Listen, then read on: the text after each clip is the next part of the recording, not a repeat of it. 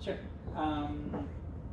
Hi, my name is José Joaquín Atria, and I'm going to be talking about, this is a bit of a work in progress talk, so feel free to make questions, and I think there's going to be plenty of time at the end for just as a discussion. So let's see how this goes. So you've been a bad developer. The slides are online. You can see them on this URL, and I'm actually reading them from there, so I guarantee they're there.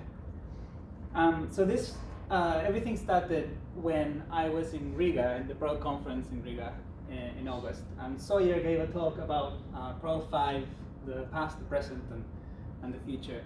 And it was a really interesting talk, and he talked about challenges and sort of like the good things about Perl and the bad things about Perl and where could we go from here.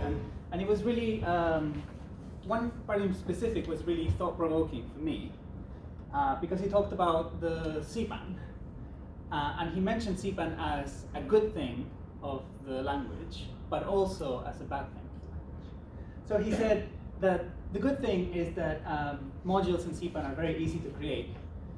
Which is good, and that we have a bazillion of them, but that a lot of them are not very good, which is true. If you spend any amount of time browsing CPAN, you'll find that you'll find modules that are of questionable use, or modules that are unmaintained, or really old, or broken in hard to identify ways. And this was hard for me to listen to because I have some of those modules that are very bad, and I don't have a lot of modules, but some of them I am a bit embarrassed about. And the thing is, this is not uncommon. If you talk to anyone who has any amount of modules on CPAN, they're going to say like, oh yeah, this one is mine, but that, don't touch it, it's bad. Or yeah, no, this one is the first module I ever released, so I don't even want to look at the issues on that one. So the talk is called So You've Been a Bad Developer, but I don't think this is actually being bad. This is just being a developer. So this is not CPAN being broken. CPAN is far from broken. There's about 36,500 libraries in CPAN right now. And actually, about half of them have seen a release in the last 5 years. When I saw that number, I was actually really surprised. I expected it to be much less, but it's actually really active. And when I started thinking about it, I realized that this is actually CPAN behaving as expected. We want modules to be easy to release because it encourages experimentation, which is part of the CPAN ethos. And it's part of the Perl ethos. You go to a conference, and any time that you hear anybody say, I have this project, and I'm wondering if I should release it on CPAN, the answer is automatic. Yes, immediately. Why is it not on CPAN already? Just put it up, and if it's not so useful, then nobody's going to use it. So the thing is, when you have ease of access, and you have success as a community building thing, the result of that is a bazillion modules. That's what success looks like when things are easy to do. A lot of contributions. And the cost of that success, if you have a bazillion modules, is that some of them are not going to be great. So what do you do? This is the state of things. We have a bazillion modules on CPAN, and some of them are less than good. So what is the responsible developer who has released things that are not great? What are they to do? So this is part 2, which is what to do. And this is a right thing. We're trying to do the right thing, but I'm not sure what the right thing is. So this is the part of the talk that is a little bit more, this is what I think is the right thing, but I would like to hear what other people think. So these are some possible reasons that you may have to think that your module is not good. This was actually a really bad idea to begin with, or it's poorly implemented, or you release something and then you realize that somebody has actually done it better than you even think you could have done it. Or you release something which is fundamentally broken and you're just not interested in fixing it. You've moved on. Or this was actually the first part of like this huge project that you were going to have to fix the entire world, and you actually just released a couple of modules and then ran out of steam. Since about 2015, we have this ability. We can mark modules on CPAN as deprecated. I didn't actually know about this until the London Perl workshop a couple of weeks ago. But actually you can. And there is a way to do this. So the first three are soft ways. You can add the deprecated string to the abstract, and you can explain it in the documentation. But of course, we've always been able to do this. But the meta files in CPAN now have an X-deprecated flag that you can set, which means that the fact that a module or a distribution is deprecated is now machine readable. And I do say modules or distributions. You can do this for the whole distribution or just a specific module that you think is deprecated. And what does that do? Currently, not much. Meta CPAN doesn't actually, as far as I know, currently do anything with this information. But there are plans to make it use it, to reduce the visibility of deprecated modules, or to highlight them in a different color, or bring them down in the search results. So they're still findable, but you know that they're not intended for general use.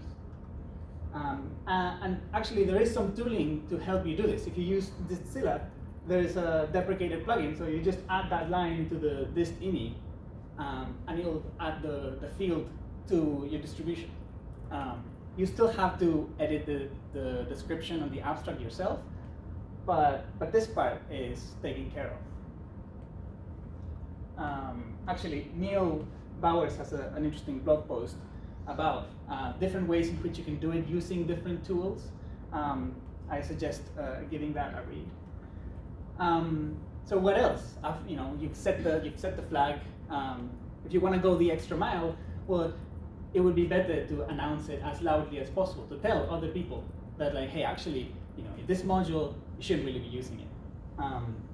If you find reverse dependencies on CPAN, tell them about it. Like, don't use this module anymore. There's this better alternative, and explain them why.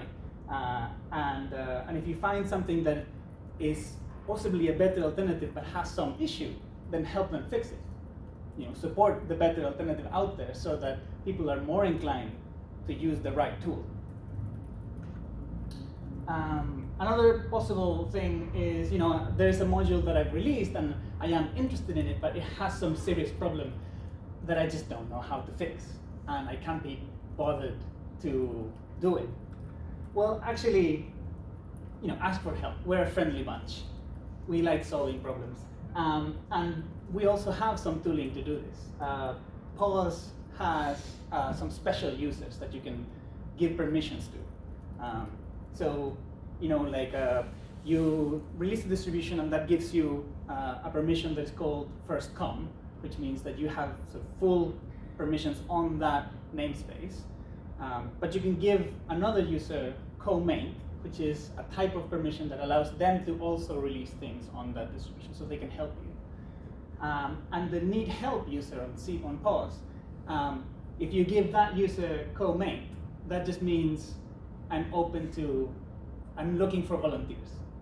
I'm over my head on this problem. I shouldn't have started, or this issue is too difficult. Come help me. And if you're looking for, if you have some spare cycles, you can look for distributions that have given co-main to need help, and you can, see exactly what it is that they need help with. And of course, talk to other developers, either on IRC or in your local Perl mongers group, and tell them, like, I have this problem, I don't know how to fix it. Do you know anything about WebSockets or whatever it is? Another possibility is, I just have no further interest in this distribution, I'm not going to maintain it, I don't care. There's another pause user for this, the adopt me user. So if you give first com to that user, you can transfer the first com permission. If you give it to the adopt me user, what that signals to the pause admins is that anybody who wants to take over can do it. So if you're using a distribution that says has a problem and hasn't been released in like a decade, and you realize that the first com is adopt me, you can ask the pause admins to give you permissions to release, to make a release. And if the first com is adopt me, they'll just give it to you. Because that's what that means. It means that you're open to just giving it away. You don't care about it. Alternatively, you can give comment to that user. And that means that, that the author is is known to be either unresponsive or uninterested. They're still open to like giving it away, or maybe the pause admins know that that user is not really very reachable. So it's less strong than the first com, but it's still signaling the intention of just giving it away. And then there's the handoff user. So these are the three special pause users that are related to this. And if you give comment to handoff, that means I'm ready to give away this distribution, but I want to be consulted. So if you ask the pause admins to give you permissions for a distribution that belongs to someone who wants to get rid of it, and it's like this, the pause admins will get in touch with the maintainer and say, hey, this person wants to take over. And then the original owner needs to decide. And there's more information about exactly how these users work and what each of these specific combinations mean on this URL and in the pause operating model document. But there are other cases. So how about you wrote a module and you put it up on CPAN, which talks to a website that has been defunct for years. Or maybe it was you released it and you never actually realized that the test never passed and the module only ever worked on your machine, so it actually never worked. Well, you could remove it from CPAN. You can actually do this. The process takes some time. It's not immediate. So if you do send the request to delete the module, it will take a couple of days. And you're not deleting it permanently. It will still be on this thing called backpan. I'm not sure if everybody knows what backpan is, but backpan is like a copy of every module that has been on CPAN. The integration with the rest of the CPAN tooling is not perfect in some cases. So if you look for something on Meta CPAN that has been deleted from CPAN but still exists on backpan, you won't see it. There are intentions of making it fall back to backpan, but that's still not quite fair. And the thing is, if you remove it from CPAN, you might actually be breaking code of other people who might be using your distribution for whatever reason. So if you do choose to go down this path, maybe marking it as deprecated early and announcing it, saying this is going to be deleted in a couple of years if nobody inherits it from me. Maybe that's a good way to actually responsibly deleting it from CPAN. So I'm not sure if this covers all the ground, and there's still a lot that is wishful thinking. A lot of these things don't actually do anything. Like marking it as deprecated doesn't actually do anything other than signal to other people, stay away. I would like this talk to basically be a conversation starter. Because it did make me, thinking about this did make me feel less anxious about my bad modules on CPAN. And I think that if we all work together, we can actually do a little bit to clean up that river of CPAN. So I'm open to discussion about this. Thank you.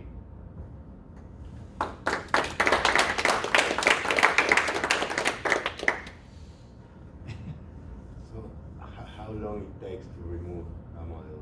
Have you tried?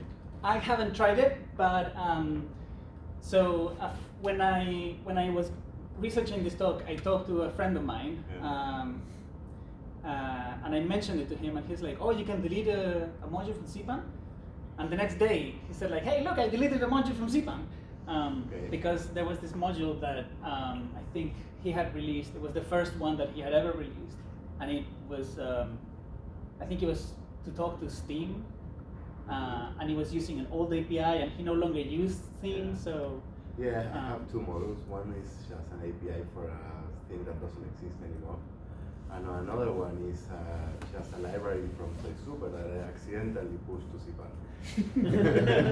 That's the risk of using like the tool chain for your company. Yeah, so yeah, you can remove it. It will still be on CPAN on backpan. Yeah, I mean it was there for very long. Like when I realized what I did, I just released a new version, like an empty version. Right. But if you go to pause, it's just there. You can select the files and delete them. Is there? Yeah. But it wasn't at the time. I tried. I mean, Okay, you go to the file list. I know because I've deleted some old versions of libraries. So you go to pause, you go to the file list, and you select the files that you want deleted, and those get deleted. The thing is that they will still be on backpan. Yeah, that's and fine. what I had read or heard at some point is that you can get in contact with the pause maintainers and ask them, please, pretty please, to delete it from backpan too, if it was like a big mistake. You know, you put some admin credentials inside a file and blah blah blah. So I heard something in that regard. Okay.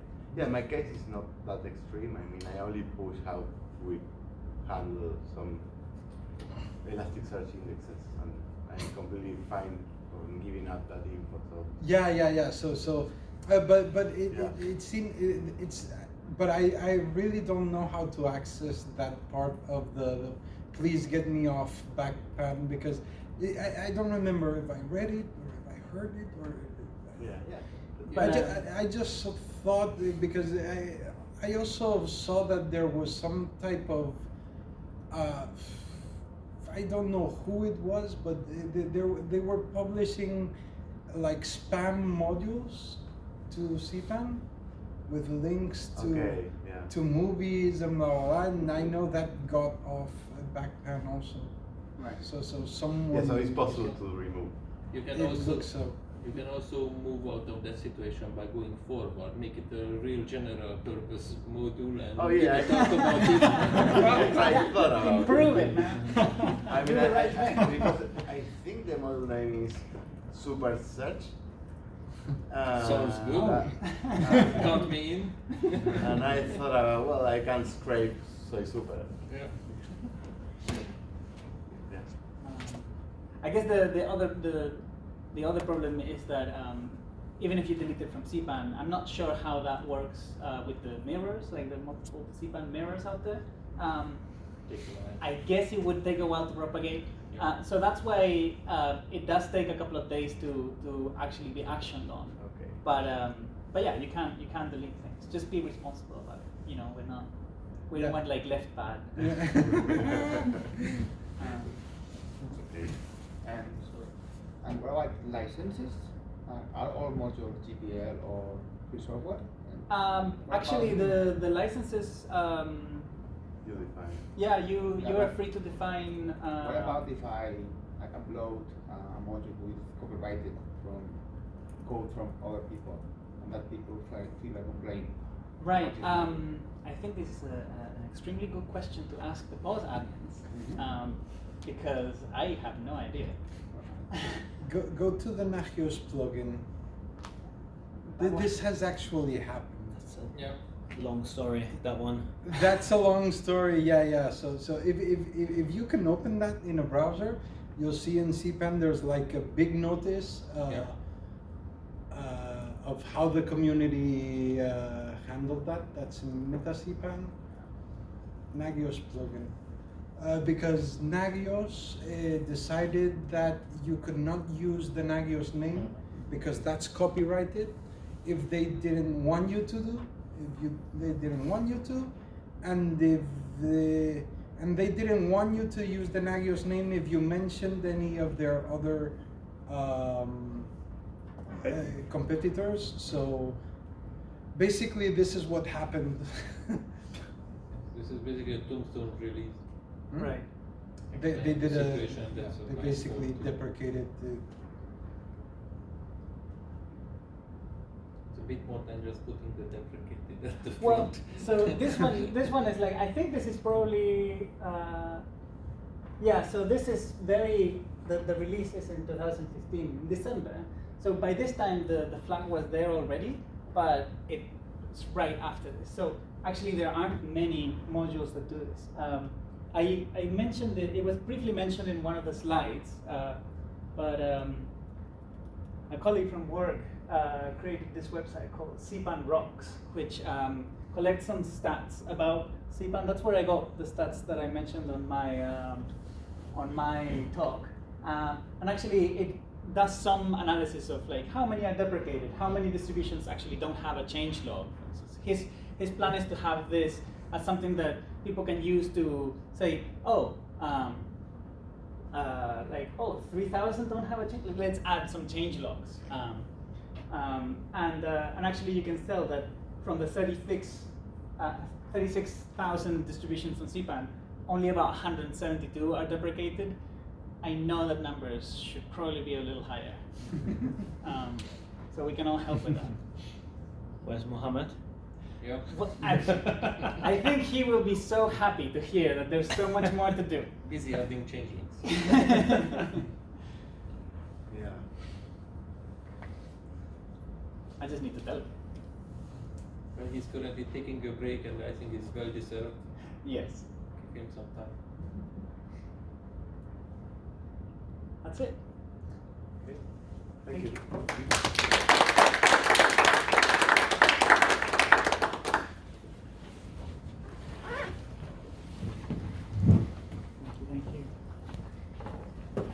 Do you know if Mohammed is sending